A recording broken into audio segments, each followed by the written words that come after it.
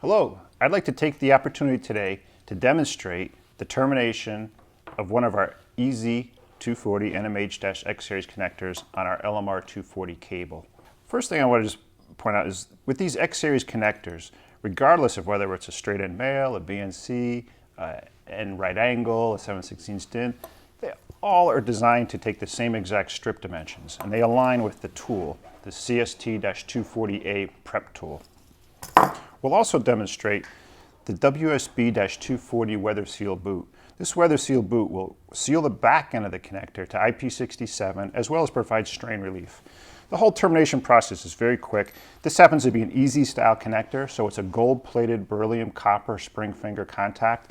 There's no soldering. It takes many variables out of the process, the termination process. The only other tools that are involved in the process is our CT100, 195, 240 crimp tool and our CCT-02 cutting tool.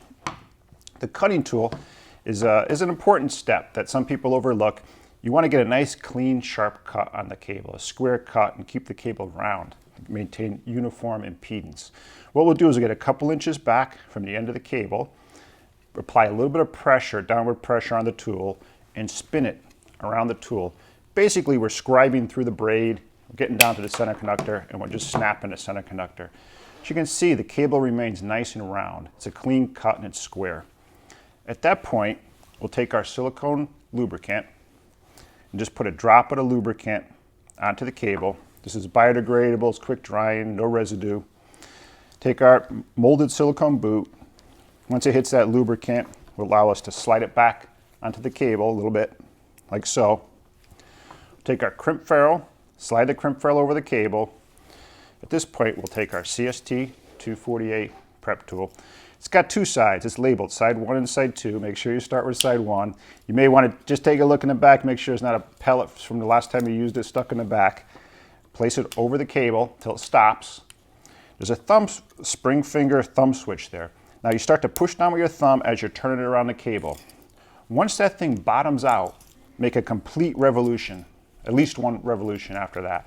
You keep that depressed, now you pull.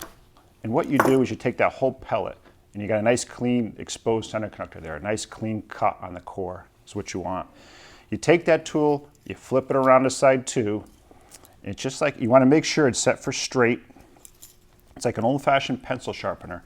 You just start spinning it, it doesn't require much force. You'll feel it when it's all the way prepped, just like so. At that point, we flip it around to side 2, you place it over the cable, just like an old-fashioned pencil sharpener. You start to spin it, you feel a little resistance, and you just spin it until it spins freely. You'll feel that once, just like that, spins freely, you pop it off, and there you go. You got something that looked like it was prepped on a high-end bench-style prepping equipment. At that point, all you gotta do is take those braid wires and just fold them back a little bit from the core. At this point, we take our connector. It's a beryllium copper spring finger contact, non-soldering as we mentioned earlier, so very simple process. Just place it over the core of the cable. It's already a snug fit. Give it a little extra push. You feel it come in contact with the center conductor at that point. Give it one extra push. You feel those fingers right up, those beryllium copper fingers right up on the center conductor.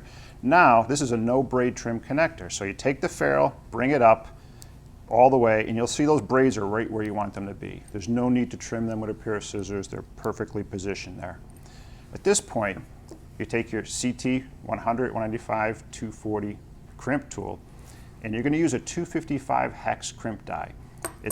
In this tool, it's the die farthest away from the back of the tool. You want to crimp the connector right close to you want to crimp the ferrule right close to the connector, and only do it once.